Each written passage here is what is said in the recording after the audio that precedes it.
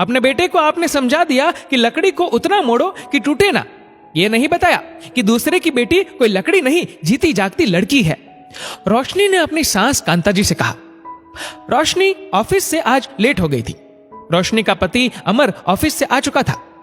आते ही उसने देखा कि मां रसोई में कुछ बना रही थी। उसने मां को कहा, मां मेरे लिए भी चाय बना देना। कांता जी तो पहले ही गुस्से से भरी बैठी थी। उन्होंने कहा, ये फरमाइशें अपनी बीवी को सुनाना। मैंने पहले ही कहा था शादी के बाद घर संभाले, यूं 7 बजे ऑफिस से आएगी तो घर का काम कौन देखेगा। अमर ने कहा, ठीक है मत बनाओ मेरे लिए। झुंझलाते हुए अपने कमरे में चला गया। रोशनी को फोन किया, उसका फोन व्यस्त आया। अमर का गुस्सा 7वें आसमान पर था। कमरे में रखे तकिए सोफे पर फेंकने लगा। थोड़ी देर बाद रोशनी घर आई। आते ही सासू मां ने ताना दिया, जल्दी से खाने की तैयारी कर लो, चेंज करने के बहाने ऊपर हिम्मत बैठी रहना। रोशनी की शादी को 7 महीने ही हुए थे। 7 महीनों में कितनी ही बार उसे इस अपमान का सामना करना पड़ा था। ऊपर गई तो देखा पूरा कमरा फैला हुआ था।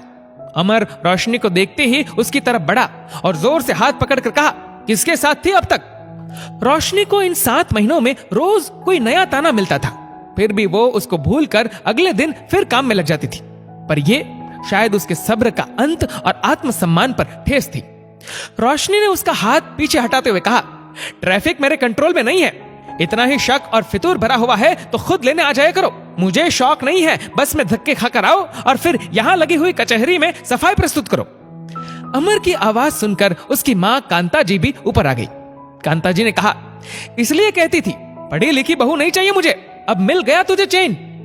मां की बात से आग बबूला हुए अमर ने रोशनी को अपने गुस्से भरी आंखों से घुरा और कहा, कल से नौकरी जाना बंद, घर रहो, सब अक्ल ठिकाने आ जाएगी। रोशनी ने अपने आंसू पोंछे और कहा, नौकरी करना और छोड़ना दोनों फैसले लेने का हक सिर्फ मेरा है, तुम्हारा नहीं। रोशनी का जवाब सुनकर अमर ने अपनी मां के सामने खुद को अपमानित महसूस किया और अपनी खोखली मर्दानगी का सबूत देने के लिए रोशनी के ऊपर हाथ उठा दिया। कांता जी ने बीच बचाव किया और बेटे को नीचे ले गई। रोशनी को थप्पड़ गाल पर नहीं उसके आत्मसम्मान पर लगा।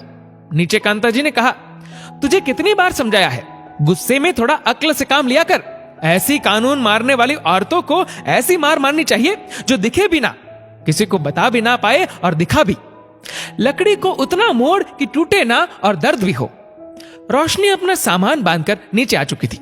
कांता जी ने कहा, अरे बेटा कहां जा रही है, इतना तो चलता है मियां बीवी में, तुझे भी तो अपनी जुबान बंद रखनी चाहिए थी ना।